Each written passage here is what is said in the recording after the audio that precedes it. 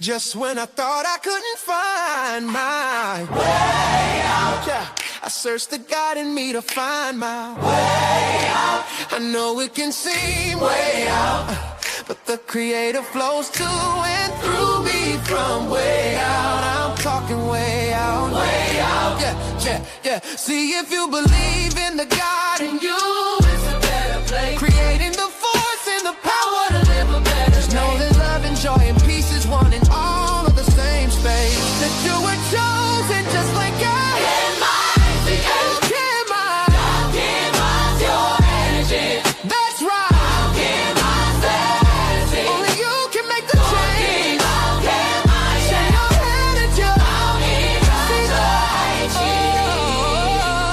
shine so bright from darkness to light. Hey, hey, hey, hey. From darkness to light. Yeah.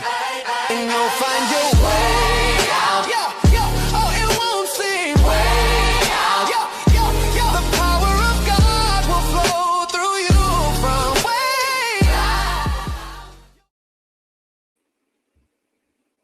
Welcome. This is Alchemizing Energy, and I'm your host, DJ Genesis. Today, we have a conversation that I believe is both historic and incredibly timely. Every year, millions of people look into economic forecasts, political analysts, and trend reports to try to understand where the world is headed. But within the Ifa tradition, there's another way of looking ahead through divination and the wisdom of the sacred Odus.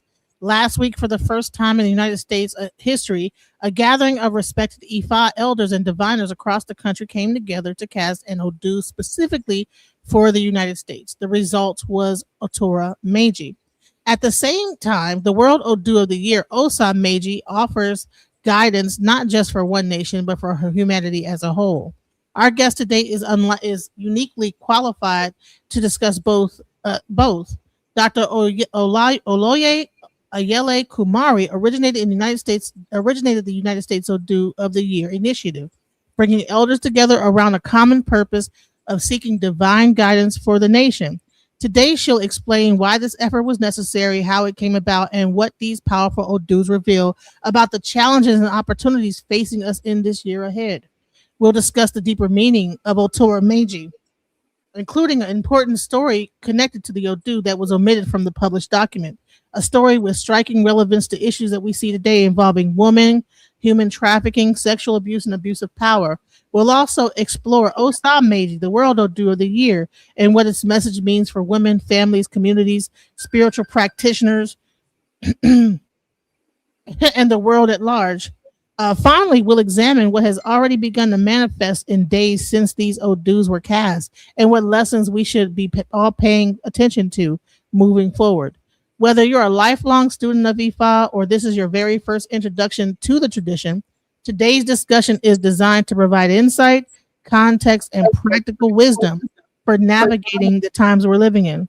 Please welcome to Alchemizing Energy, Dr. Ayele Kumari. Welcome. So, let's get into it. You were the originator of the United States Odu. What first led you to feel that the United States needed its own Odu of the Year? Well, we have a World Odu every year. So every year in Ile Ife or in Ekiti, a World Odu is pulled that gives people and the Ifa Orisha adherents guidance on the year, guidance on how we need to move, got warnings on what we need to avoid, potential pitfalls, things of that nature. So there's a general guidance for the world, and that it becomes the overall theme of the globe, of the planet. And we do that every year, and people take to it.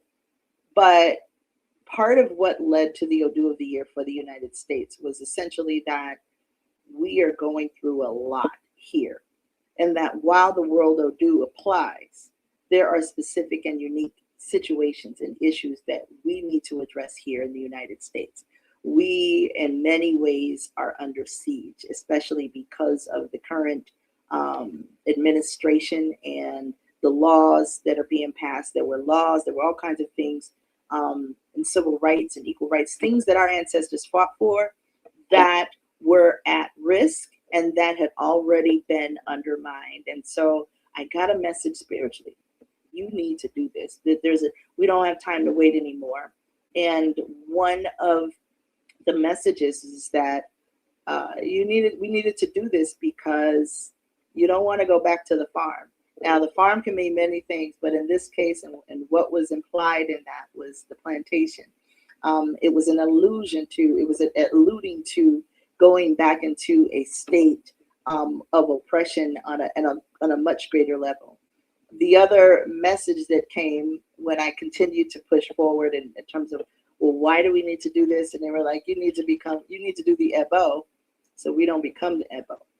And so that was really what pushed it. It wasn't something that I really had thought about for a long time. It was just, it came out because the need was there and we needed to address the need. And it was a pressing need. So I began the mission of connecting the elders, or at least putting it out there, and asking those who were elders, those who were long-time adherents, especially, to come and join in this effort, to give their support in this effort, because they've been around for a long time. One, they've been around. Some of the elders have been here since the 70s, early 70s, and so on. And many of us that are practicing today don't even know them, but they have been there and they're still there and they're still working. And they have years of experience. So in a tradition where eldership is honored, they needed to be brought forth. These are the old heads, the OGs, the old birds, if you will, that have been steady in our tradition and laid the foundation, especially for us in the United States. In the United States, we have a building tradition and so on, and it's important that we recognize who came before, and we get their guidance and their ideas about how to move forward. So bringing the elders together was important, and so we did that, and one by one, each was like, yep, we need to do that, and I'm on board, and yep, we need to do that, and I'm on board. So it was really a grassroots effort. I wasn't sure who was going to respond and who wasn't. I reached out to those that I could. There was a time crunch, so I couldn't reach out to everyone. I wasn't able to. We spread out as much as we could, but we got a set of elders and a comprehensive set of elders from multiple lineages. It was important that we have multiple lineages, because there's so many lineages here, and sometimes we're too divided. But the one thing was for certain. Regardless of what lineage you claim, if you live here in the United States, if there are certain, when a law is passed, they don't care what Ile you're in, they don't care what lineage, they don't care if you're Lukumi, Sheshe, Candomblé, they don't care. It's going to apply to all of us. It's going to impact all of us. So it was important to make this across the lineages, and make this available to anyone who wanted to participate, because we all are affected. The idea was this, that we overcome the division in at least so that we can focus on a common greater issue that we all face. So that was the point of it. The other thing was that we didn't want it to be specific to a particular Ile, or a particular thing. So because that also becomes isolating, it wasn't about that. It was just a grassroots effort to bring together a coalition of elders who were focused on the common things. Elders and Awo diviners who had been doing this. We opened it up to those who were not just Babalawos and Ianifas. We opened it up to Odorishas, because often their voice is not heard. We opened it up to those who have been doing this work for quite some time, who have some experience in this work, and who have been influential in guiding many, many people. So that was very, very important. That's how it all came together. I gathered people. We established a date we would meet. When we met, we established the date that we would do it. We would do it on the full moon. We would do it at dawn. We, established what guidelines we're going to work under, and so on.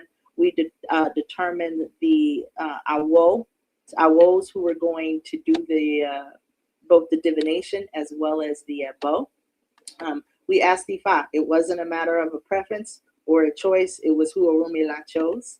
Orumila chose Aluwo Ifakola de Jason Edwards as the diviner for that.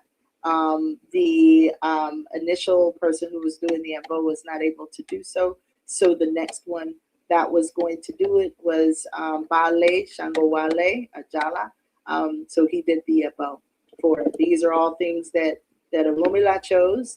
We went with it. It wasn't about personal egos. It wasn't about personal identity, people you had issues with, beef with, none of that.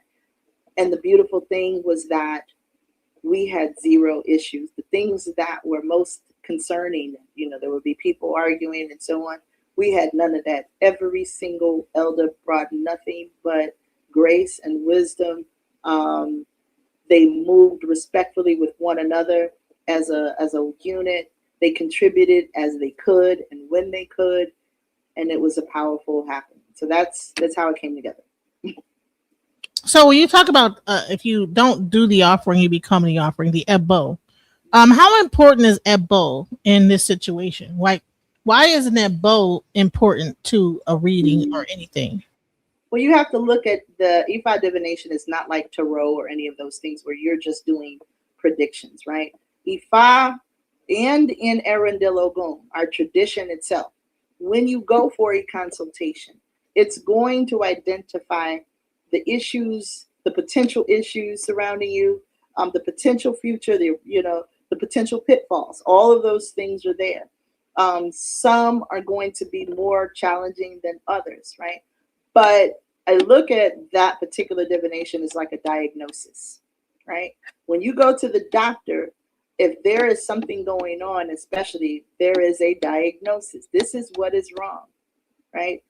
That diagnosis by itself doesn't fix the problem. You have to get a prescription. Then you take out you do the prescription, and it is the prescription that is designed to fill the problem. Ebo is the prescription. Ebo is, you have a spiritual diagnosis, and then you have a spiritual prescription. That prescription can indicate issues such as behavior patterns that need to change, or, let me start with the divination itself can talk about where there might be violations, where there might be challenges, and those things. The Ebo is going to tell about what attitude you might need to have, what things you need to avoid, things you need to do. You might have baths, you might have soaps, there might be other things. Whatever that prescription is calling for is what is necessary to bring the potential blessings that came out of that divination, right? Or to prevent the potential pitfalls and issues that could come up. So just like some vitamins are preventative, some ebos are preventative, some are prophylactic. They'll protect you from those things. But the importance of the Ebo is that important. It's not just predicting your future or predicting, dot. It's, hey, this is the situation. If you want it to manifest, or if there's a blessing that you see one, you need to do that Ebo. These are the things, the steps you need to take to make it happen. If you see, or if there's something that is something you don't want to happen, you need to do the Ebo to prevent that. When we do the Ebo, we are securing the spiritual forces involved in creation. We're securing the energies. It can be from nature, it can be ancestors, it can be Egbe, your spiritual comrades. It can be from any number of places depending on what the divination says. But you're drawing in the spiritual forces to help you to fulfill that particular thing or to prevent that particular thing. Is very important. So when you get a divination for Ifa, when you get a divination for Erendilogun, you need to know the divination is not all of it. Without that, nothing may happen, or the worst can happen, or you might have blessings, but it may not be to the degree that you could have. A lot of times that becomes the challenge. So But that's the importance of the above. So for those people that are new to Ifa, what does it mean when an Odu is pulled for a country or for the United States or for for what is that Odu for? What does that mean? It's the same thing. When we pull the dafa, we're identifying the potential issues, the themes, and the potential challenges, the potential happenings over that next year. So the Ifa New Year doesn't begin in January; it begins in June. In ancient times, it was based on the star systems, and that became the new year, and so on. So it pretty much identifies the potential things the world is. And when we're doing a World Odu, it's the potential things the world are going to do. If there are leaders, how that's going to show up in certain leaders. It may not be everybody, but it covers everyone. Some more than others, some to some extent more than others, but you begin to see how it manifests over time, and how it will show up. It might show up differently in different countries, different leaders, different people. You also have those ilays and things of that nature, or individual temples, churches and mosques. It can show up anywhere. So it can cover everyone just to different degrees, but it gives us a heads up. Hey, this is what's coming down the pipe. Here's what you need to look out for. Here's what you need to avoid. This is what you need to do to make things happen and to move forward and to receive the blessings that are potentially available. All right. So this year's Odu came out, Otura Meji. What is the core message of Otura Meji, the Odu for this year, for the United States? And what does Otura Meji reveal about the spiritual condition of America right now? So Otura Meji, for the United States, let me start with at least addressing how it came down, because we pulled the Odu, but we also did a survey beforehand. And that survey was to give us some context, some meaning of things that were concerning us. So in that survey, we put a broad survey out. Some of the things that came down that people were most concerned about, in the tradition at least, was the division, the ego tripping in the tradition, the division between lineages. People are seeking unity. They're seeking to, squash some of the lineage beefs that are constantly occurring.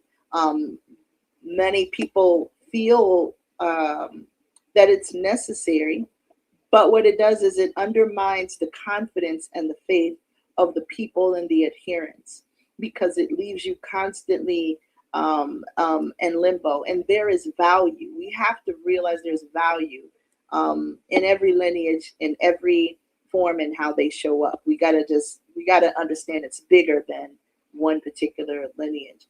But that was a big concern. The second concern was the overarching crises we find ourselves in, and finding ourselves in political threat. People wanted protection from political assaults, from the administrative assaults, from people in power in general. People were very, very concerned about that. The third thing is that people wanted more economic stability, more cooperation, and working together with like mutual benefit societies and that kind of thing. People wanted to, how do we work together? How do we build? So those are the key things that we discussed just before the divination. Once the divination was pulled, Otura Meji came. Now, Otura Meji speaks directly to those things, those concerns, because Otura Meji overall, it's asking us, how do we move to a place of peace? How do we move to a place of love? How do we move to a place of coolness and balance, right? It does not necessarily mean we already have it, right? The fact that it was pulled means that there are these issues that are preventing that, and this is what you need to do to get it. So Otura Meji is saying there is a need for cooperation. There is a need for cool heads, cool minds, cool hearts, cool mouths. And what that means is that ultimately people need to start checking themselves. Let's start there. Self-regulation, emotional self-regulation. That's a big one, because a lot of the taboos that are coming forth in Otura They're not big taboos in terms of, don't eat this or that. They're like, stop arguing, stop dividing yourself, stop engaging in arguments, in fights, in conflicts, develop some self-control. Work on your own inner mind and how you see things. Open yourself up to bigger perspectives and larger perspectives than just your own. Recognize and honor the humanity in human beings, the human rights that are inherent. It's saying that the taboos are, it's not just about you, right? Stop making it just about you, relieving yourself of selfishness in that regard. Otura being cool means that. That means when we're dealing with conflicts, right, the need to solve the conflicts is going to require a cool state, not a argumentative, not a conflict, not a battle, not a war. The way that we overcome the issues that we're having is through coolness, not heat, right? So many of us, we find ourselves in a conflict, and the interest is the motivation is to fight. Want to fight? How do we fight? How do we get that? And it's saying the mission is not to fight in the way you think it is. The mission is to fight with wisdom. The mission is to stand on wisdom. Use your mind and use your divine wise intelligence to get you to the goal. Don't use your fist. Don't use overt aggression. Don't use insults. Don't use those types of things that will only continue to exacerbate the condition and continue the conflict. You have to do the things to stop the conflict. And so Otura Meji, above all else, that's what it's really saying. It's saying it in many ways because it speaks about how to manage different types of conflicts. And in doing so, you can achieve your aim. Sometimes and the way that we're achieving it is not necessarily going to be the way you think, right? If I had to look at Otura Meji in terms of our own history, and recognizing some things, some people may disagree, but I look at this as a World Odu, right? If there were an icon that spoke about that represented Otura Meji, an American icon, it would be Martin Luther King. Martin Luther King took a passive approach, took a laid back approach, but it was the momentum of people coming together that helped to overcome the legislation that was necessary to protect everyone, that secured our equal rights, right?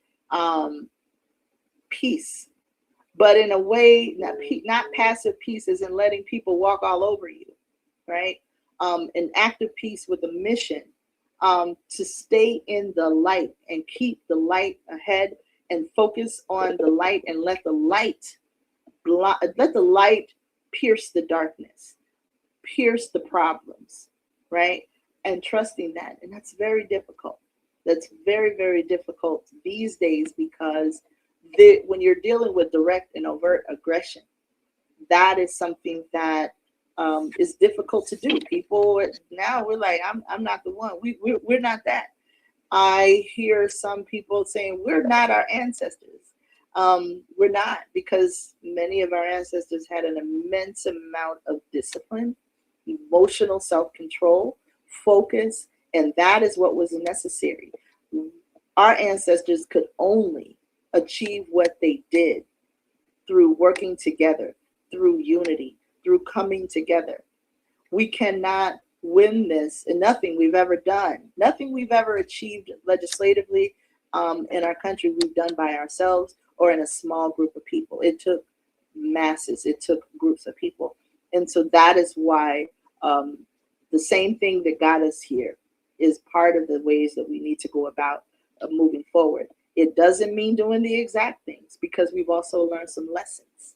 We've also learned some fundamental lessons in moving forward that we probably don't need to do again. But the general move forward, Otura Meji is saying, we still have to move in a place of wisdom. There are particular stories that come about that speak of the wisdom. And you can see, the more of the Odu itself later on, and there's a document that will lead to downloading the Odu, so you can get it there for Otura Meji for the United States. But one of the things I will say is one of the lessons had to do with a couple of proverbs or advices that Olodumare gave Orunmila. The first advice was that when you come to a river, if you're traveling, you're coming to a river and that river is overflowing, that river is raging, don't try to cross it. It's simple, seems like common sense, right? But in this particular case, the people he was traveling with, one tried to cross it, they drowned and they died, right? Another one was that when the wind is blowing hard, don't seek shelter from a tree, right? Because trees will, if you've ever been in strong winds, they can become uprooted. They can break branches and things of that nature. So that was the second advice. And again, a woman that was traveling, one of the people decided they were going to stand under the tree when there was a big wind, branch fell down. That was the end of that. They're gone. Both times when they left, their wealth was left. So Orunmila ended up acquiring both of their wealths. The third one had to do with when you get angry, when you see something, don't jump to conclusions. Don't project through fear, through your own whatever, what you think might be happening. Thoroughly investigate, right? Investigate. Be cool. Look at all sides, because jumping to conclusions can make you do things you will regret. They can do things to actually harm you instead of move you forward. In this particular case, Orunmila coming home, he had been gone for many years, about 17, give or take years, 16, 17 years. He comes to his home finally, and he sees what appears to be a adult-sized male there, and he's with his wife, and he's like, oh no, hell no, let me wait, what? But Orunmila remembered the wisdom. Don't jump to conclusion. Let me go investigate. So he ended up presenting himself to his wife. And when he presented himself to his wife, she was happy to see him. And then she introduced the seemingly adult was his son that she had just after he left. She was already pregnant. She had it. He had grown. He had been gone a long time, so he didn't recognize him. And had he jumped to conclusions, had he gone in with the machete because he saw what he saw and he know what he saw, had he done that, he would have killed his son. So these are some of the wisdoms that come through Otura Meji and that guide us. Don't jump to conclusions. So that applies to every one of us. When we're talking about crossing a river, rivers are sometimes emotions. Sometimes it means you have to be patient. You can't do everything that you want to do right now. Sometimes you got to be cool, right? Same with the wind. Sometimes you got to wait for things to be in the right time and in the right space to do what you want to do. If you try to do them too early, if you try to do them without looking around and paying attention, you will fail. Or you could at least create some real problems for yourself. So take the time to do that. No, emotionally, because water can have to do with emotions. Work with your emotions. Wind can have to do with your mind and how you think. Look at your belief systems and so on.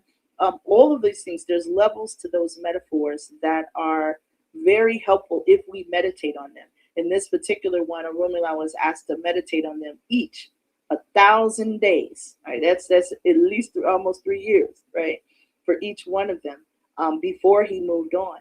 So these are things. Look at how you and in yourself might be looking or might be encountering rivers that are not ready to cross, or rivers that are ready to cross. Look at where you're finding shelter, where you're finding your security. Everything that looks and everyone that looks to be safe is not always safe. So look at where you're finding security and shelter, and recognize that they might be a tree you lean on, but they may not have the stability necessary to help protect you for real. and in the end, you can hurt yourself. These are those wisdoms. That's one of those. That's beautiful, man. I love the stories of the Odu because they have such a beautiful, like, poetic aspect to them. You did mention that it came out. There's light and there's dark. So whenever an Odu comes out, it has a forecast of either it's in light or in darkness. So what is the difference between I guess it would be called EB or EB or E-Ray? E-Ray or EB. So in Isheshe, we don't really say EB, but we do say E-Ray, which is good fortune. And we say Ayewo, which means it requires further investigation. So we don't particularly say EB because some lineages considered it to be cursing on the mat. So we don't do that. We want to investigate. Okay, what's going on? And how we translate that is that, for me and my own understanding of Odus, all of them lead to the good. What you have to do is some are more favorable than others. Some you're closer to your destination than others, right? And so when you're further away from your destination, there's more stuff you might have to do to get there, but you can still get to the blessing. So the idea is always, whether it's in E-Ray, in this case for Otura Meji, it was an E-Ray. It was an E-Ray for Aiku, which is longevity, long life. We'll live on. We'll keep moving. We'll keep, forward to the future. That's important because people want to catastrophe. It's easy to look at the social media and think that the end is near. The end is nigh. It's all a movement. There's always something. Now we will find that that somebody keeps calling me. We will find that. Man, it is. Listen, it's a Mercury retrograde. People are calling me back to back. Okay. So, but it's okay. We will find there's always change, right? And change doesn't necessarily mean that it's the end. It might mean the end of one thing, but it's always the beginning of another. That's important even for Osa Meji, right? Because Osa Meji is fundamentally talking about also changes and shifts and so on. But when it comes to, you asked about, that particular thing, it is important to know it came out in E-Ray. It does not mean it's guaranteed without work. All Odus require work. With life requires work in some form or another: inner work, outer work, spiritual work, mental work, emotional work, whatever work is necessary. To maintain the E-Ray, right? Is it to maintain the good fortune, or is it to maintain and to sometimes bring it fully forth? So let's say, for instance, you have $1 million that you can potentially get, right? It's going to require 3 different things that you have to do, right? So you do the first thing to get that. And that might be something as much as secure a bank account. Let's just say that. Secure a bank account, right? And then the next thing might be that you need to secure a job, right? Now you got this job, and this job has the potential to gain bonuses based on your progress, based on what it is that you are doing. You get an opportunity to do that. If you do a certain amount of work, then you get a certain amount. If you do a certain more amount of work, then you get another amount. Don't take that. I need that. Someone came in and took my stuff. But what you make depends on the amount of work you do. It depends on the level of work you do. If you do everything that you're required, you'll get that $1 million. If you don't, I don't know about some jobs, but if you don't do that, then you might get some, but you may not get all of it. So it requires that you do degrees of work. It's not a guarantee. The guarantee is if you do the work, you'll get it. But it's not a guarantee without doing the work. Is it like the odds are in your favor, but you got to go to the casino and throw the dice? Odds are in your favor. The potential is there. You have the potential. The money's sitting there. All you got to do is do the work to get it. Right? The potential is there. The odds are in your favor. but you have to do it. Same thing. Somebody gets a reading, they want a job, right? I want a job, but then they don't do anything to actually go out and get the job. It might require that you have to go on an interview. It might require that you might have to dress up and maybe clean yourself up for the interview. It requires certain things for you to do in order for you to get it. The job is yours because you got the skills and so on, but you still have to do the work to get it. So that's life. That's absolutely life, right? Ire in this case means, hey, things will continue now, and things should be. If the work is done, then there will be peace. There will be things overcome. There will be blessings and so on. If the work is not done, then it's going to limit the degree to which that Ire can possibly show up. Okay. And so, and you said Ire came in Oyeku, meaning like life. Because Oyeku mainly means like what, like change or whatever. So no, if it came in Ire, Oyeku could mean the end of things, but it can mean the end of problems. Oyeku could mean double blessings, right? It depends on, the Odus are not stuck in one particular meaning. They have varied meanings depending on the person, depending on the situation. So you can get an Odu, two people can get the same Odu, and it will show up entirely different because they're different people. They have different destinies. They have different issues. They are different age, different place, different environment. There are many other mitigating circumstances that are there. So one Odu does not necessarily mean the same thing for everyone. That's why within every Odu, there are numerous scenarios and potential scenarios that may come up.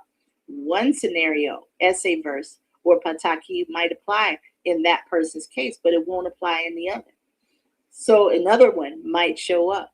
So it's imperative that people understand Ifa is not it's not limited, nor is it what is the word, just confined to a small definition of each Odu is a universe in and of itself.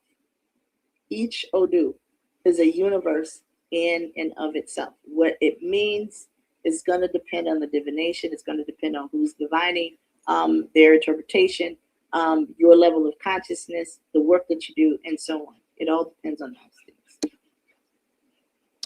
So when you say that it came in Ire, so Otura Meji in Ire, in Iyeku, what is that exactly full thing like?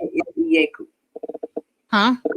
I didn't say in I didn't say in Oyeku. I didn't say it was in Ire and Oyeku. Oh, okay. What was in Ire in? Like, I'm sorry, my bad. I want to make sure. Oh, you mean Aiku? Aiku means long. Yeah. Maybe I spelled it wrong. Aiku. Okay. That's okay. Aiku. It means long. How do I spell it? Aiku. AIKU. Yeah. Yeah. Oyeku is different. That's another Odu. Oh, okay. In Aiku. Okay, so long life. So Ire in long life. So okay, long so life, good fortune and long life. Wow. Okay. Progress. Yes. Okay, so describe what that, because I thought it was Oyeku. My bad. So it's okay. That's why we communicate. That's why I thought it was change. Okay, all right. So Aiku, that means good fortune and long life. Everything is gonna be if you just well, because it's the United States, things are gonna continue, right? It's not the destruction of the world, it's not the destruction of the United States, nor is it the destruction of the community, right? Things will continue to progress. Things can bring longevity, because the opposite of not having long life is short life, and we don't want that, right? We don't. The short life is Iyeku, right? Short life means you're not gonna live as long. You could have blessings, but you're not gonna live as long. Things, it means the destruction, and so it can mean the destruction or the end of things, and so on. So that it's saying in Iyeku, it's saying, hey, blessings are upon us. We can continue to go, progress, and so forth. We need to do the work to ensure that. We need to do the work to collectively to ensure that blessing is ours. So the next question is that how does this like the story connect to women? So that particular story connects to everyone. So There is. I think you're talking about the one that we discussed about. There was one that had to do with women, and it didn't get put in the document just because I was doing too much, doing too many things. I was trying to be the moderator and trying to be the facilitator and so on and so forth. But there is a particular story that is different from the one that I just spoke about that is also in Otura Meji. And that particular story is about Orunmila and his wife, Oshunfunmilayo. In this particular story, Oshunfunmilayo is considered to be very beautiful. Everyone loves her. She is sweet. She is loving. She's wise, and so on.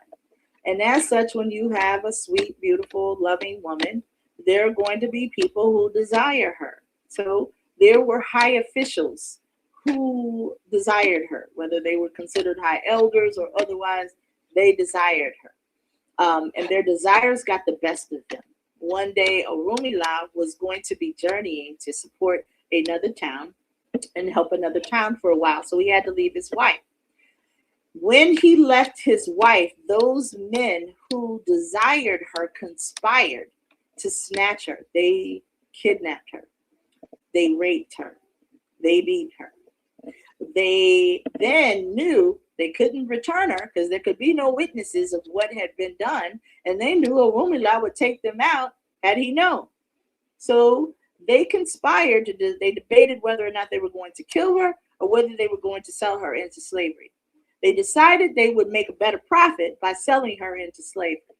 So they sold her into slavery down the river to a town where, they didn't expect that it would be found or she would be found.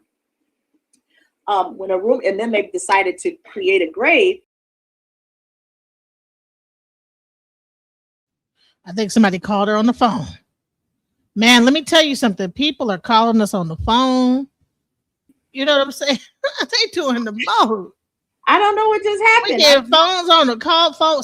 Did somebody call you or something? We lost your picture. I don't know. I'm back. Hold on. Okay. The browser lost the connection to the camera, and you have.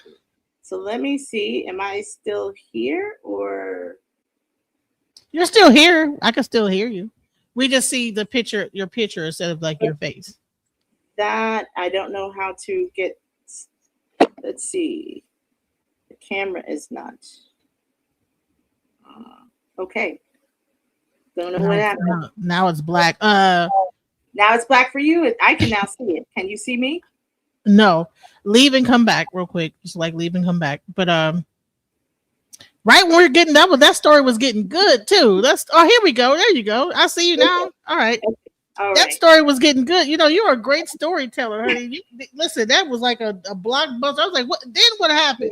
I was on the edge of my seat. Like, what? He did what? All right, go ahead. We got to back up a little bit. Okay, so all right. So where do we leave? Sean go leave. The men grab his wife and his kids too. They grabbed his wife. They grabbed his wife. They raped her. They beat her. They tried to hide her. So they were trying to figure out what should we do. And one wanted to kill her, but then the other one was like, we can make a profit off of her if we sell her.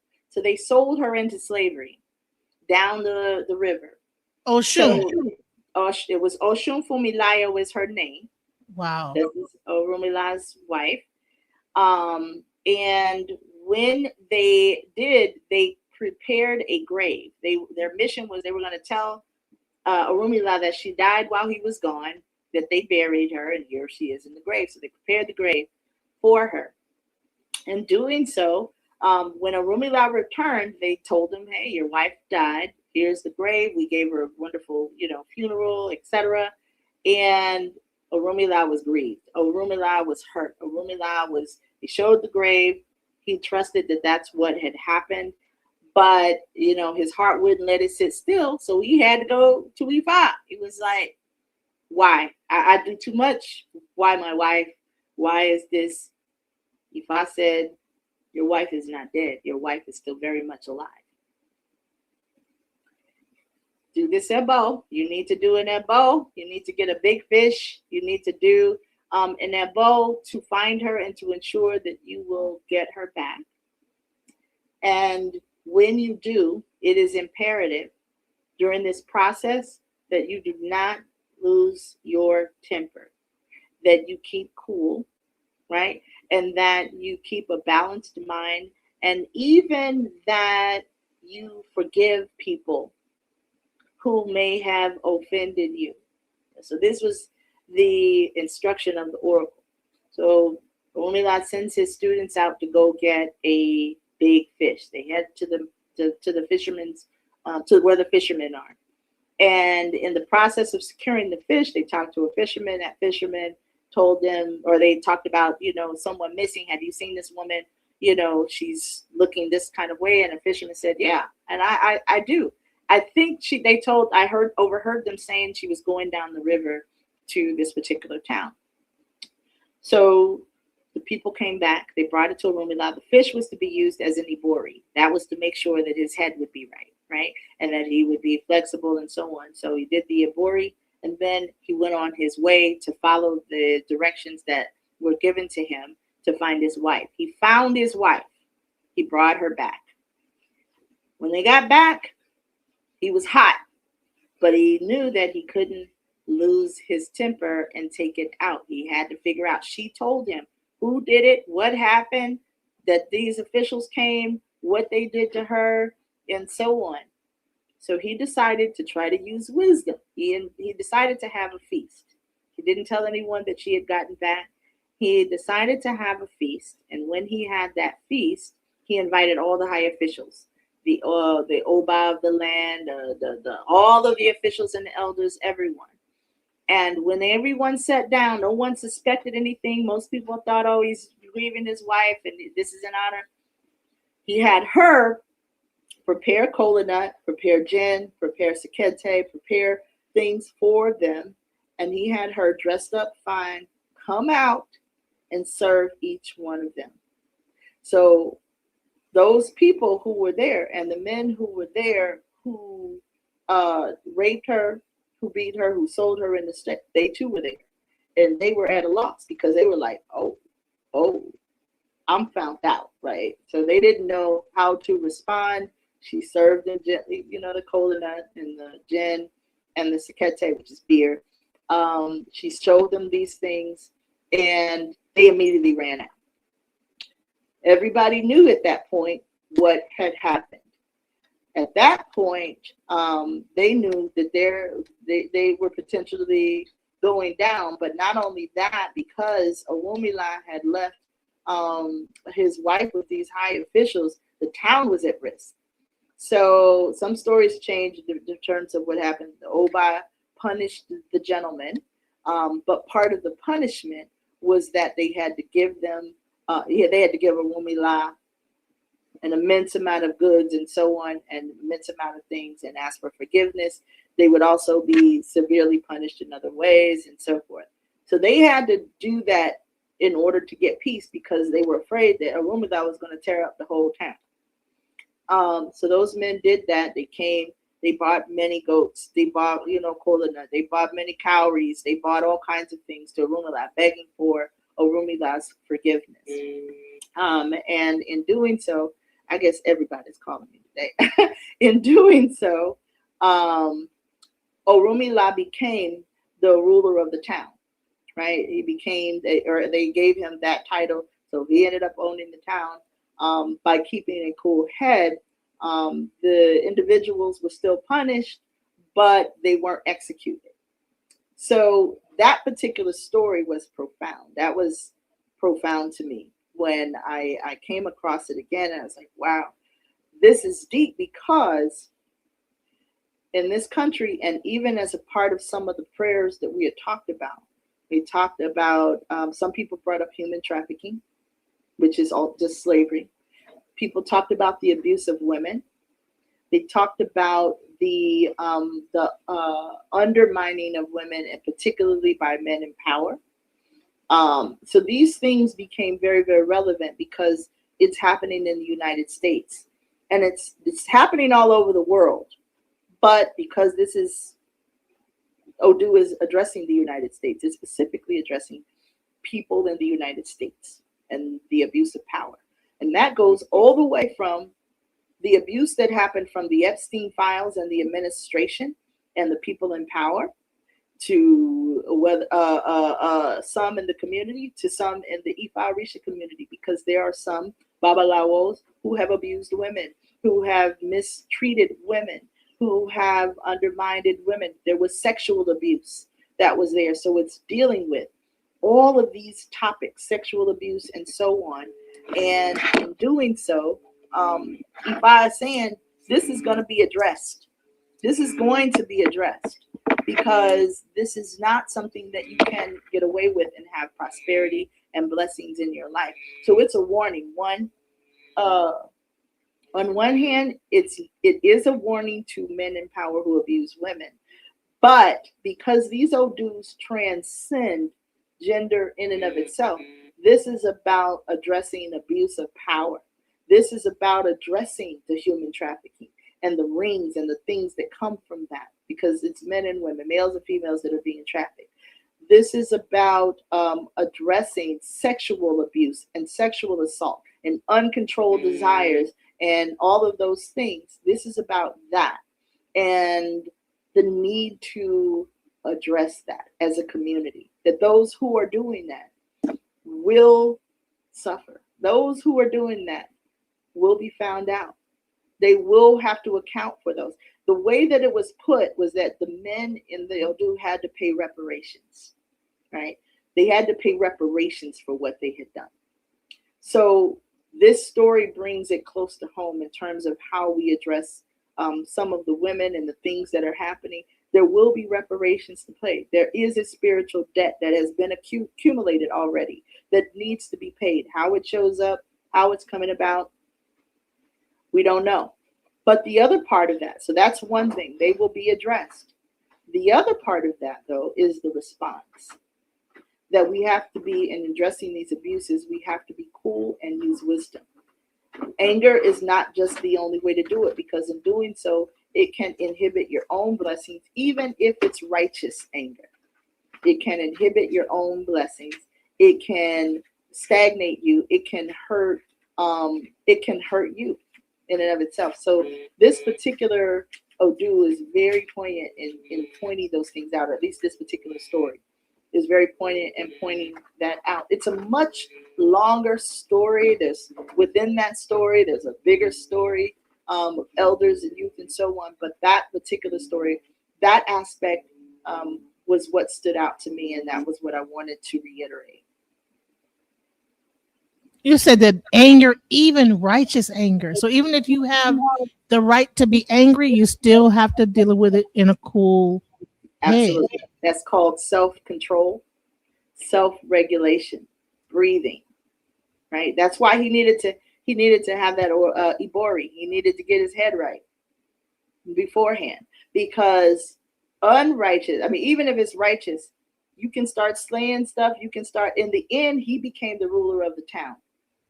In the end, she was secured. Yes, damages were done, but damages were also paid for. They had to pay reparations. That's equivalent to, hey, they might have gone to jail, but they also had to, they sued. They got, 10 million. You got, 20 million for your trauma and for what happened and so on.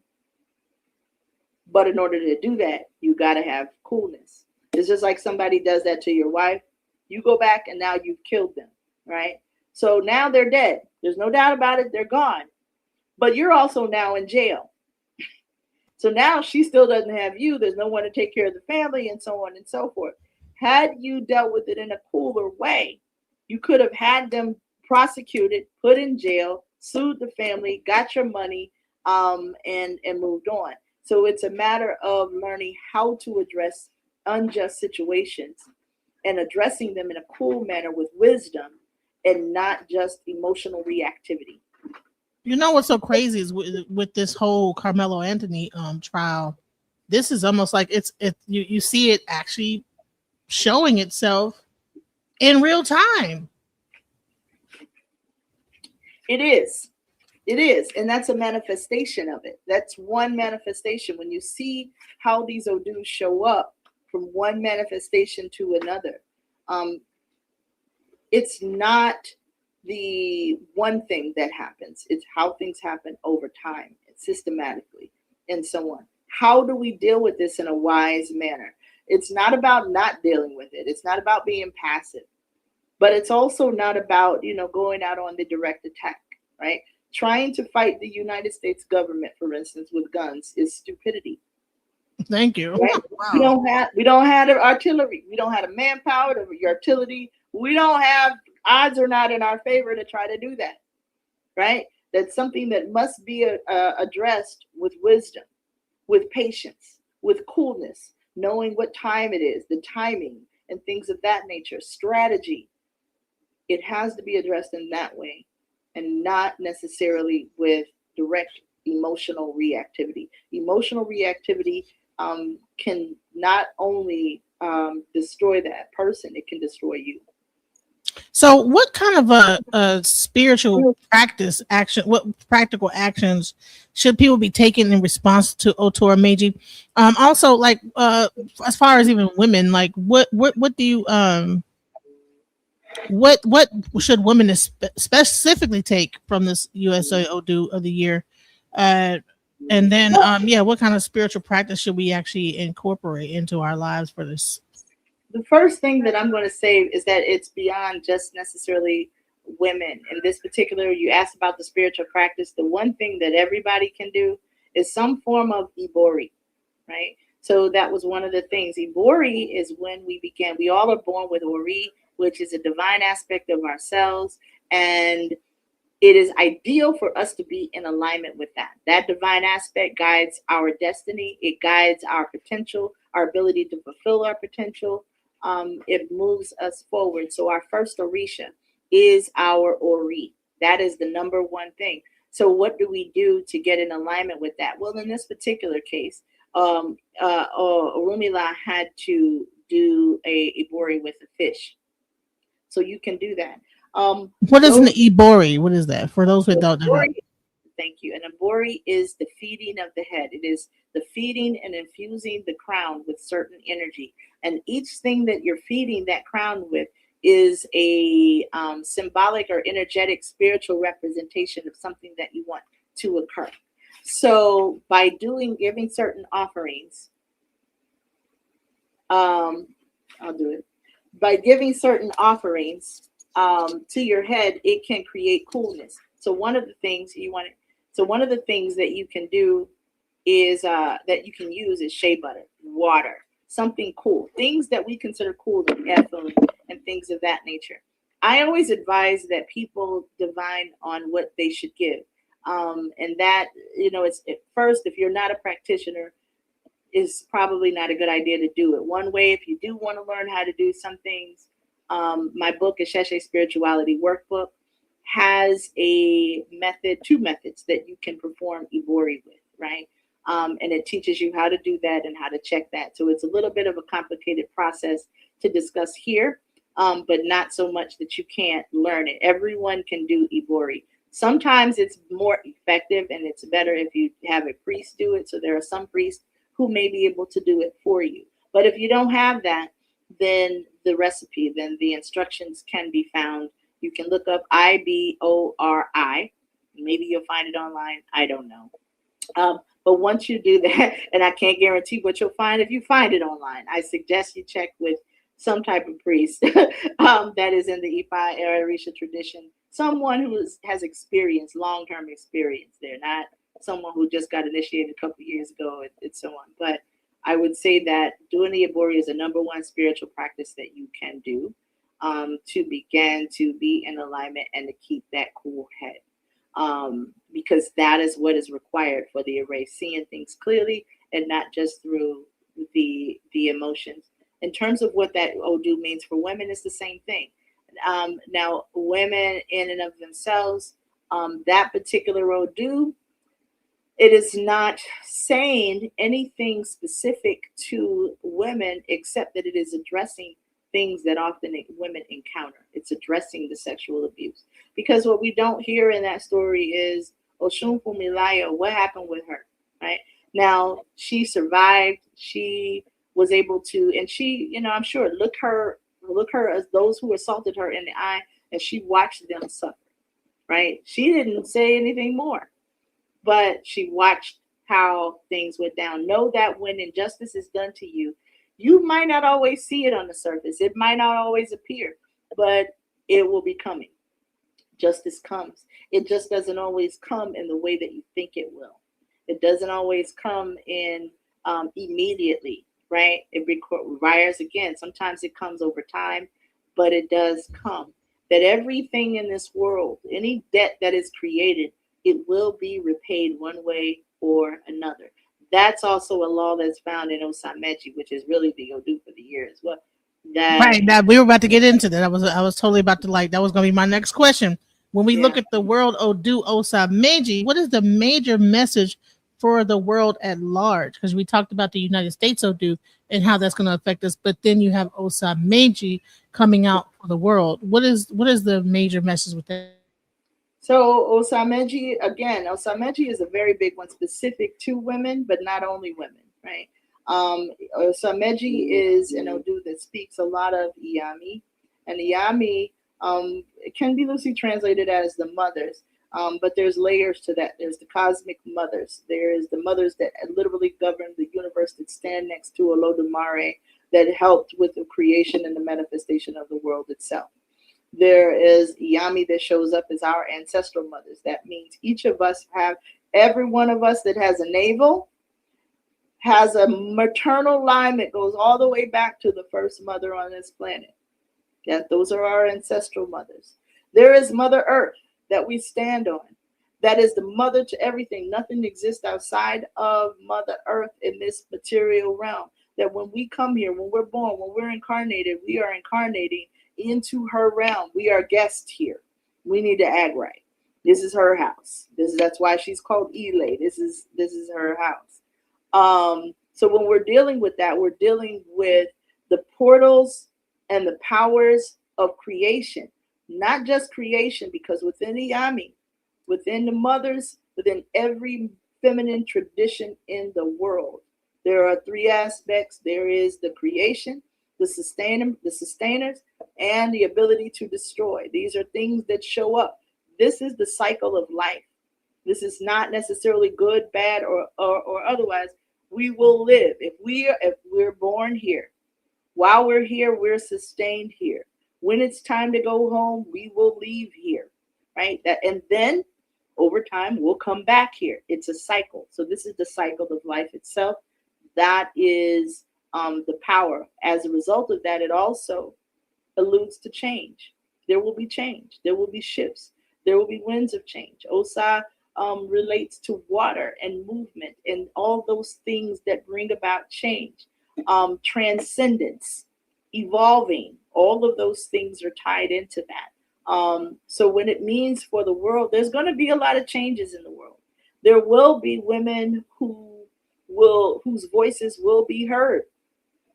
There will be people and there will be women that will be dismissed, but they will have the answers. And so Osa Meji is saying, don't dismiss that girl. Don't dismiss that lady, because she's not what you think she's supposed to be, or that it's supposed to be a man. When I was planning the Odu for the United States, someone made a comment to me, well, why isn't there a council of Babalawos, doing this? And I was like, you're right. Well, why isn't there? What you have is me.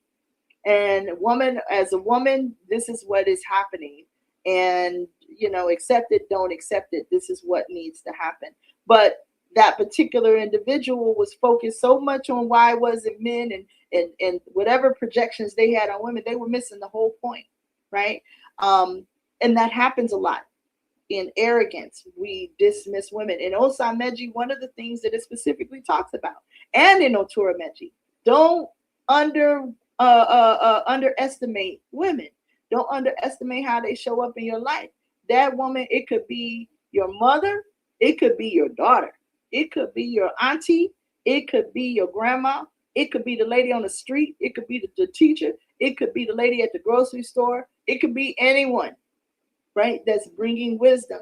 If one is wise, then one can at least stay open. If you prejudge a woman based on anything, then you might miss a blessing in the process, right? So it's saying that don't prejudge any particular woman. Don't say it's got to be the woman that's all covered up, or the woman. It could be the woman that's in the bikini or whatever. She's just saying what she's saying, but she might have some wisdom there. So it's saying use your wisdom when it comes to that, right? Don't underestimate the women.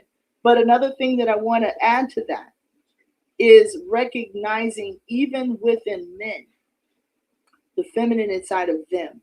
And I don't mean that in an emasculating way. I mean that each of us carries water inside of us. Each of us carries a feminine or a coolness, because women are typically associated with coolness, water, and so on. We call it, there's Ako and Abo. Ako is a lot of aggression, more of an aggressive energy, more of an avert power, and so on. Abo is more of the coolness, the laid back. It's going about it.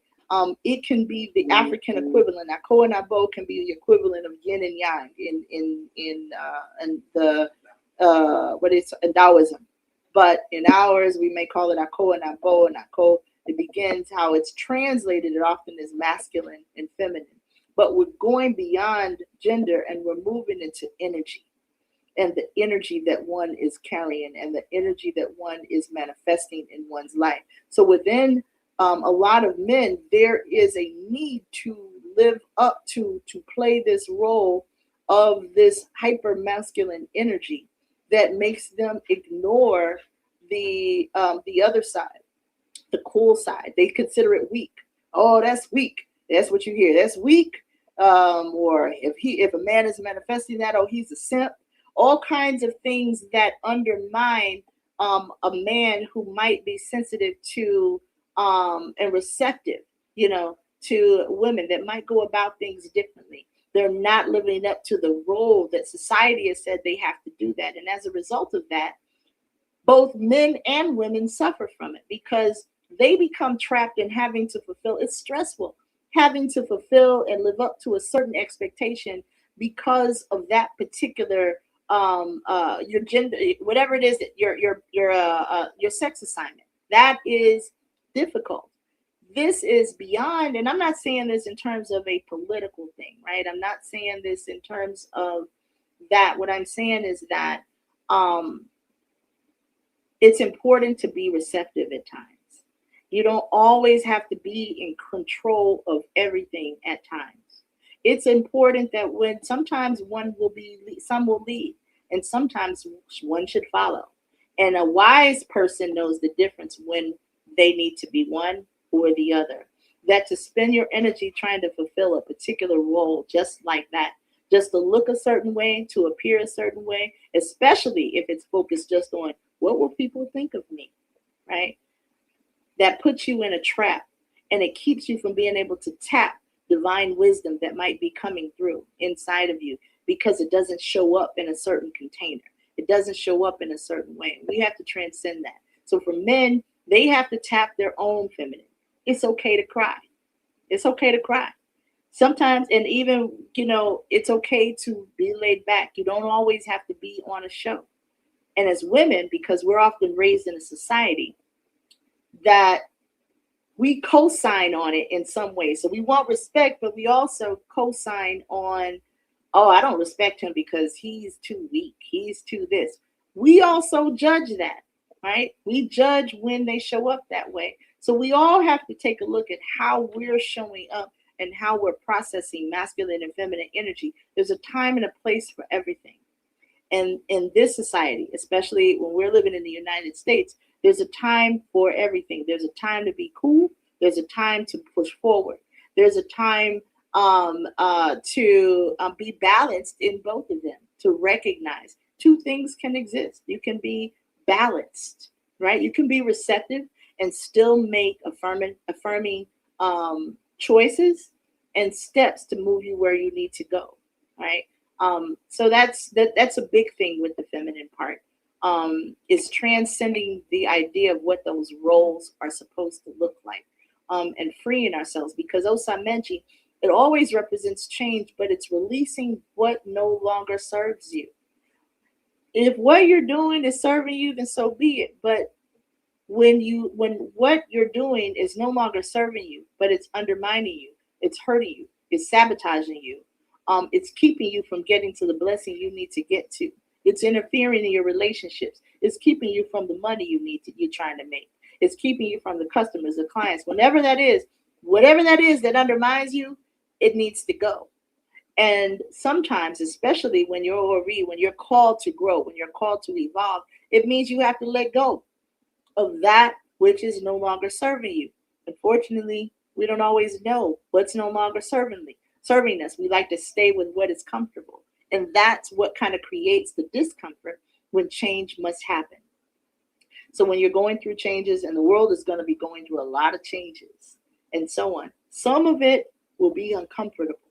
Some of it will be uncomfortable because it will look like loss. And sometimes what is lost is actually a rebirth. So we have to know there's always change. Change is, if you live long enough, things are going to change. But as they change, it doesn't mean the end. It means you're moving to another cycle, a higher cycle. And that is the way that the world is. It's not a linear up and down. It is a circle and a cycle. And we just go higher and higher up the cycle. Honestly, you've been answering this question the entire time about what prayers, offerings, character corrections, or lifestyle changes are recommended from these Odus. You've been answering that the entire time, and I've been trying to keep notes and just show that to the audience. Is there any specific things that people can do? I'm gonna say this. On social media, they have these things. They have these communities: the red pill community, the incel community, the pink pill, the blue pill, the black pill. And it has created a divide between men and women. Do you see that could possibly change in the future based on this Odu? Well, it could, but as I said in the beginning, it's going to take inner work. First, you have to recognize it's a problem, right? And the roots of that problem is deep.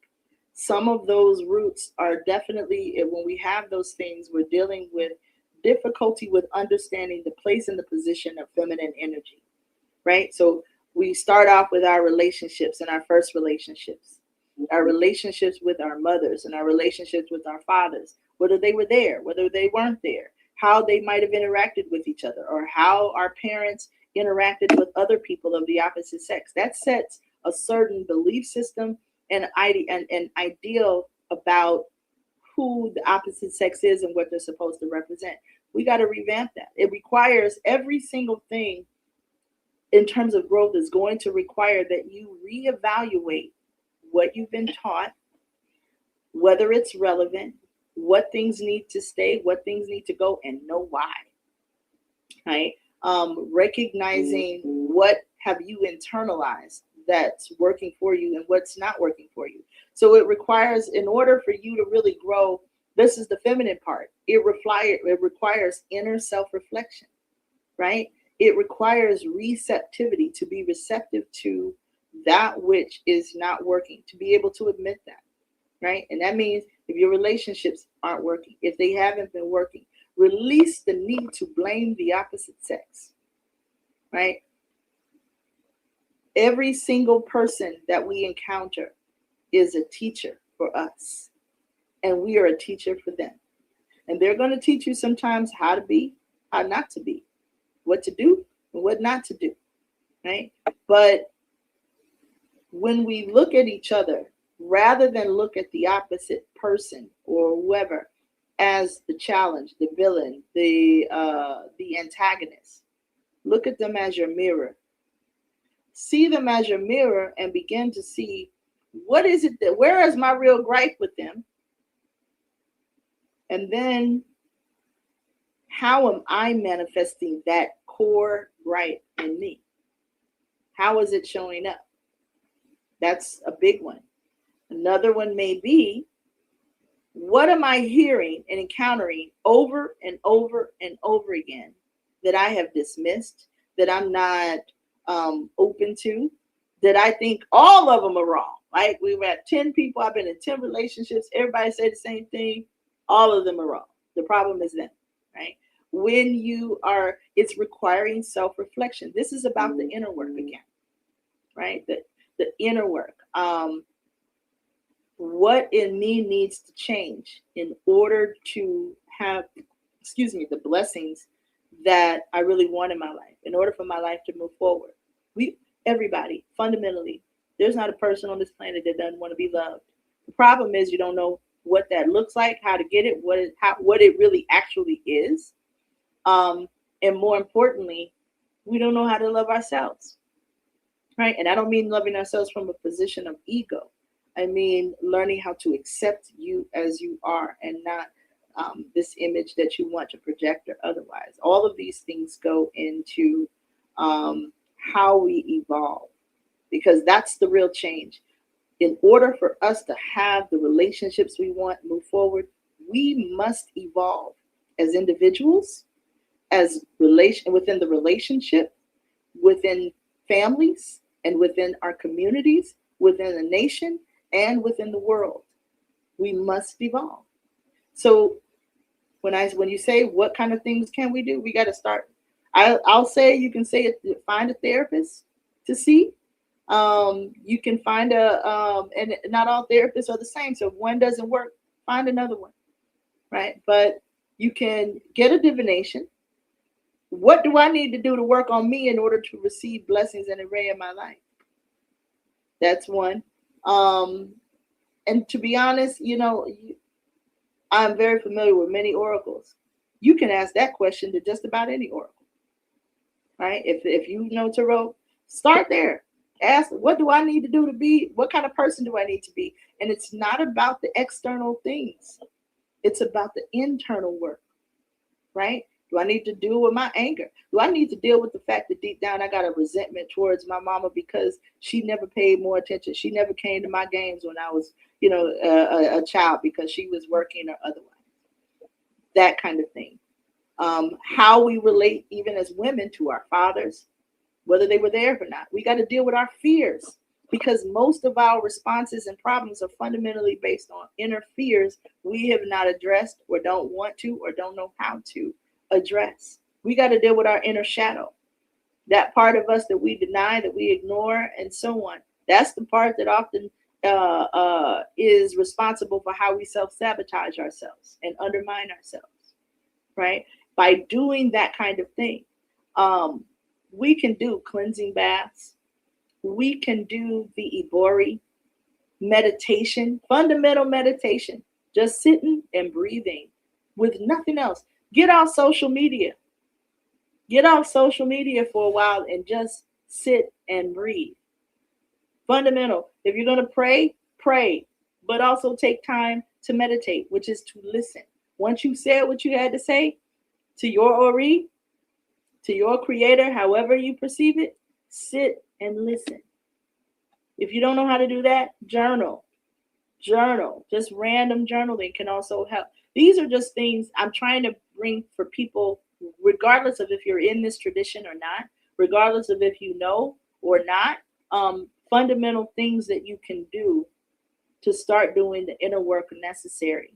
Eventually, this year, I'll be coming out with a book on Ori inner work. So look out for that. And I think it'll probably be called the Book of Ori, but it will be a workbook to help people do the inner work, to help people start to do the inner work inside. So those are things that you can start with.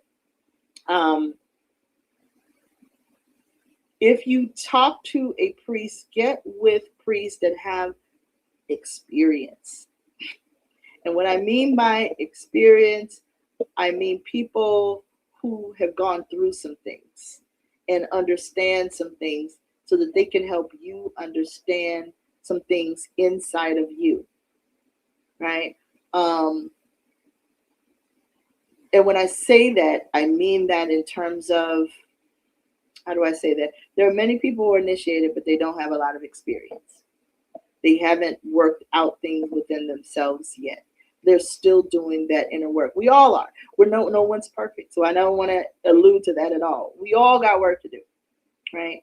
But there are many who focus more on their image than the inner parts of them that need to change, and therefore it's difficult for them to be able to help you. You can see it if they got chaos in their life, if they're constantly changing partners, if they're constantly doing different stuff, and their own lives aren't stable. That's not the priest you want to see.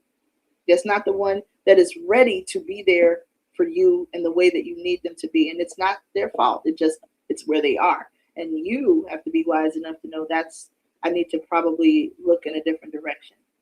So some will agree with that, some won't, but I'm just saying it because we can't afford to undermine ourselves with the wrong. Again, we're going back to when you see winds of change and so on that are going on in your life, don't stand under a tree that's weak, that can't hold you, right? Look for support that truly can help you.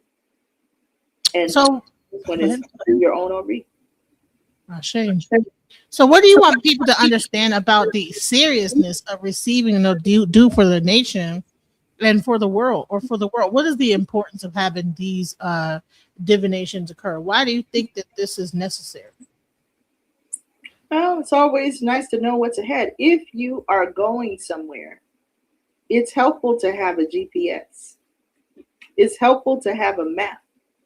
If you are trying to get from New York to California, but you don't have a map, you could end up in Belize, right? So what those Odus do is they give us a map. They give us a general GPS. They tell us where this right here, there's a pit stop right here, there's a stop sign right here. You know, this is where you can get rest. This is where you can find peace. This is the potential issues. When you get in this area, you're going to encounter this thing. When you get to this is what you need to be doing in order to get out of that thing. It's a GPS system, spiritual GPS for how we move and are guided in our lives. And we're used to winging it, but it helps to have a little bit of guidance if you're moving forward, if you're going somewhere. So that's the importance of any Odu, really. Whether it's for the year, whether it's for you, for your life, for your as an individual, all of those things point to giving you clues and a general GPS, a map of how you can move forward and get to your destination.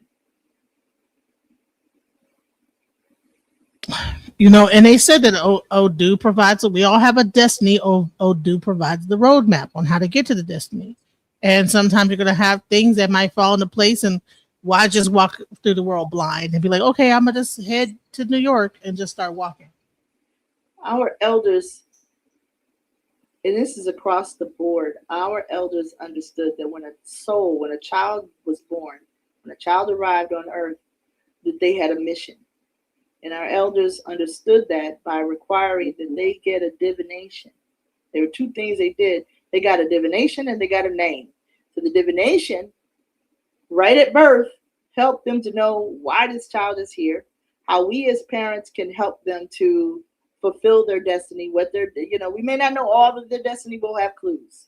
But what, as parents, they need to do, what we can expect from this child. Is this child a warrior? Is this child a healer? Right? Is this child where we're moving towards? What are some of the potential pitfalls with this child? How can we guide them in a way that helps to support them fulfill their greatest potential? Right? Then they're given a name. That name also, whenever we invoke a name, it is a person's prayer, we call it, or it's an oriki. It is invoking a certain energy for that person. So ideally, if you have the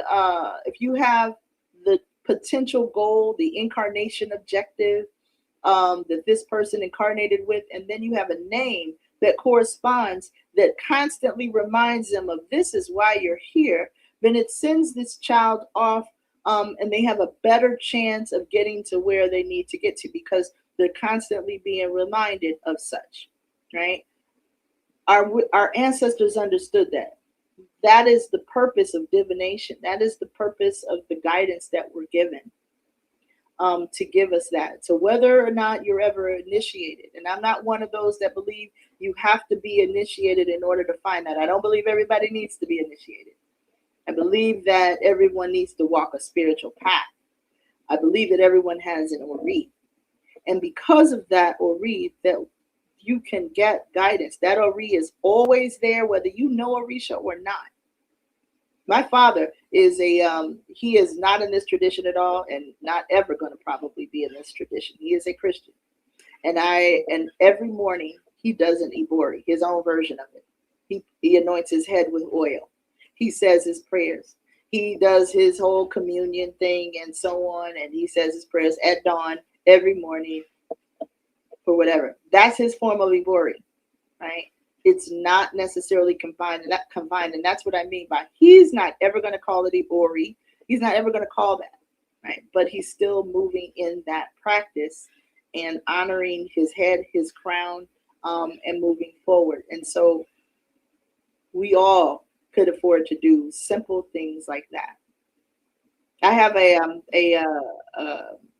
YouTube channel with Ashe Soul Music, and it is Afro spiritual music, so it's kind of Orisha music. And so I have a whole album on Ori, right?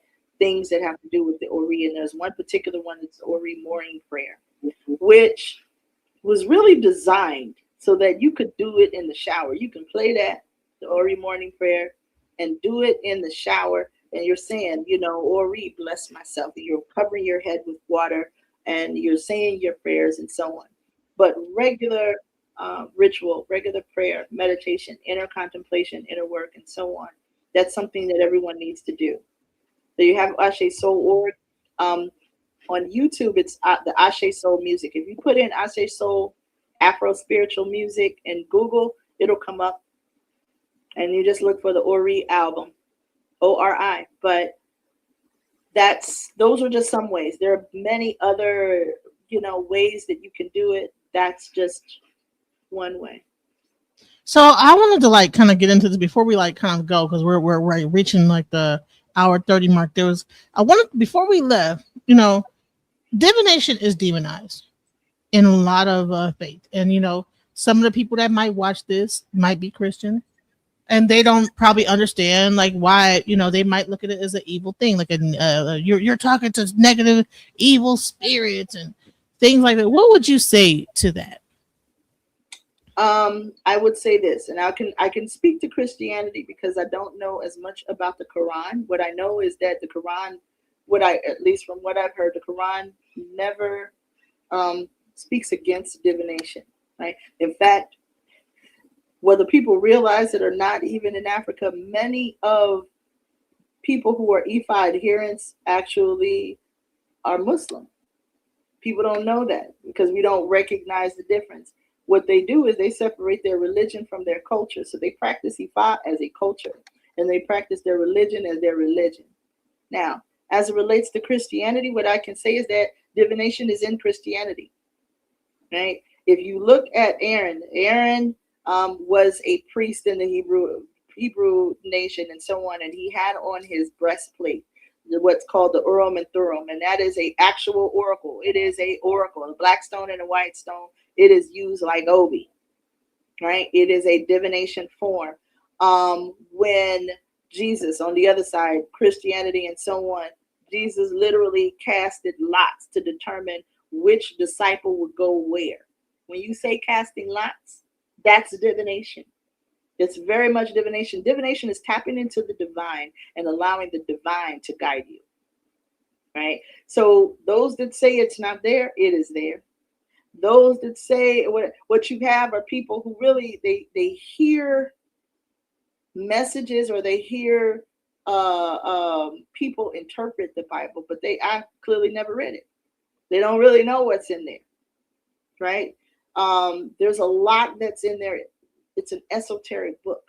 It is, if you take it just for the historic history itself, you'll miss a significant a lot. It's an esoteric book.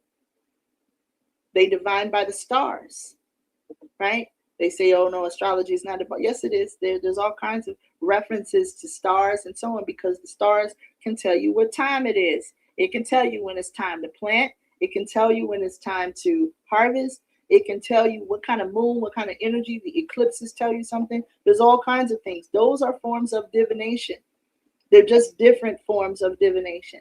So people are going to accept or they're not going to accept. It's not my job to convince. My job is just to show, hey, you might want to look at that. You might want to investigate that. It's up to them what they want to do with that. You know, I was watching a video this morning where it was talking about the Yoruba language and how, like, what they specifically, there's not a lot of negative words in that language. Like, they specifically, like, they instead of saying this, they'll say something to where it doesn't say something negative. You know what I'm saying? That there's so consider it a curse. Yeah. So can you speak to how people communicate? Because I think the English language can be very negative. And like I said, it's called affirmation, speaking in an affirmative voice. Right? Speaking in an affirmative voice. For instance, if someone got a divination and their life was at risk, that Babalawo will not say you're going to die. That Babalawo will say, Ifa says you will live a long life if you do that, right? And that then will be, these are the conditions that you can overcome them. But they will never say it's considered a curse to say this particular thing. So it's learning how to speak in an affirmative manner, right? It's affirmative prayer, positive prayer. They don't beg. Well, some people now beg, please give me this, please give me that. They will say, you will have long life. You will have good things. That blessings will rain upon you. That you will be wealthy. That you will be healthy. That you will be whole. They say it in an affirmative manner, and that affirmation is taking your inner power and it is speaking to you in an affirmative way. It is activating that truth inside of you and activating that truth inside of them.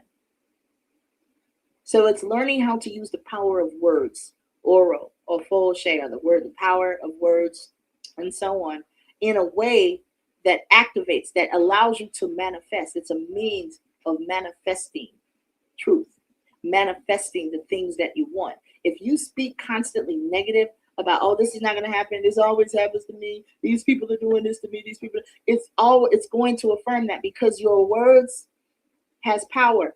Sound has power. Before anything manifested on this earth, there was sound. And it, even in the Bible, in the beginning was a word, right? There was sound. So what you say is what activates what manifests. So you always want to speak in a positive manner, in an affirmative manner, and avoid or reduce significantly speaking in a negative manner, both about yourself, about what you want to do, where you're going, and so on. About others as well. About others as well. Because speaking negatively of others can be a curse to them, especially, let me clear that, because where we're talking about mothers, speaking to your children in a positive manner. If you say, oh, he bad, I never say your child, he's bad or they're bad or whatever. Speak life into your child, speak life into your relationship, speak life into your partner, speak life and good things and positive things. And that will begin to act, even if they're not functioning in that way. You do that, and you call on your own Ashe and the Ashe that walks with you to bring those things into manifestation. You affirm it. That's what that is really about.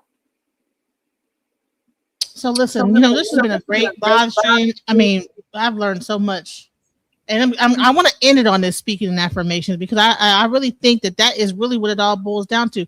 Social media, if you it gives you what you want, and if you're constantly watching bad things and putting it into your mind, it's going to make you speak it and make you really, absolutely. That's one thing that people don't realize. These algorithms sabotage you. The algorithms are set up to identify what you say, what you believe, and continually flood you with that. And in doing so, it doesn't bring you alternate perspective. So it limits your perspective, because you are more affirmed that everybody believes and thinks and sees things the way that you do and otherwise. But it also can put you in a negative loop of people who are constantly negative, and you're constantly looking at negative posts, and people who are victim consciousness and poverty consciousness and all kinds of conflict and chaos and so on. It's constantly reintroducing that in your mind, and it's your eyes are processing it and your mind is processing it faster than you can even digest it. So it's very important what you expose yourself to.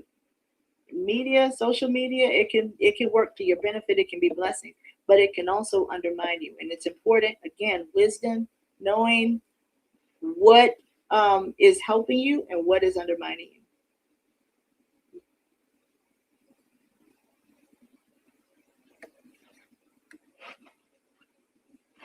I was talking.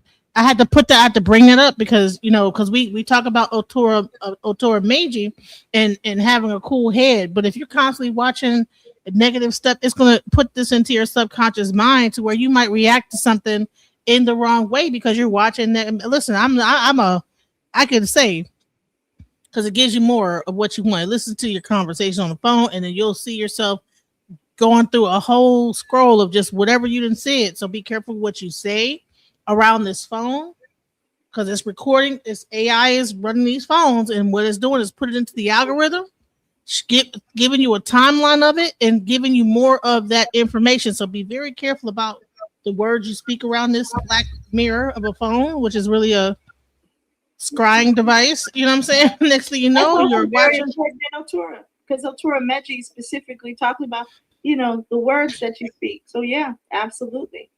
Be careful what you say, how you say it, the tone. Sometimes it's not what you say, it's how you say it. Nonverbal language, all of those things also impact your life, your experience. Man, this has been a beautiful stream. I've learned so much from you. Let's get some final words. I love you so much. First I want to direct people. I've been showing your sites the whole time. I want to tell people, listen, if you want to learn more, Ayele Kumari has her own school called Oloye Institute. You can learn about the EME that she spoke about. She has like a whole courses and everything. 90-hour course on African women's traditions and EME. So it covers not just EME and Yoruba, it covers across the continent. Right. Yeah. And she has her own website. There's IFA courses, there's Orisha courses, and so on. So there's all kinds of things that are there. Yes, definitely support her channel right there. She has books. She has the book called Ianifa and various other books. I mean, I think you have about how many books do you have out? Like, I think is it 4 or 5? I've got 4 or 5 books. If you want to get her books, you go to her website, ayelekumari.com. And get her books. If you want to book a session with her, I think she's probably still taking a few people. I'm not sure, but please go to her. I don't take many. I take life and death situations and health situations. My husband tends to take a lot of the general Ifa, Dafa, and so on. But my time just doesn't permit to take a lot of regular divinations. But life or death, if you've got a health crisis or things of that nature, I tend to take those on a case by case basis. And I do consultations. I will do consultations in general, mentoring and things of that nature. And her website, Ashe Soul, that's her music. Her and her husband. Ashe Soul is our Ile, but the music is also named Ashe Soul. Oh, okay. All right. So my bad. So but you can get to the music from that website as well. You can get to most of my things from there. So yes, please support those 3 sites. Please go get her books. Please go listen to her music. Please book sessions with her. She's a very she's a doctor. So that means that she's taken she's went all the way to the top with education on a lot of things. So it's not like a matter of a person just talking. Like she's went through the whole like system of understanding and wrote books about it and papers, and that's dedication. So that shows a person is very dedicated to the cause. She created the Odu of the year. So and that was bringing people together. That's a beautiful thing. So without further ado, I want to give like some final words. Thank you for coming to Alchemizing Energy. This was wonderful.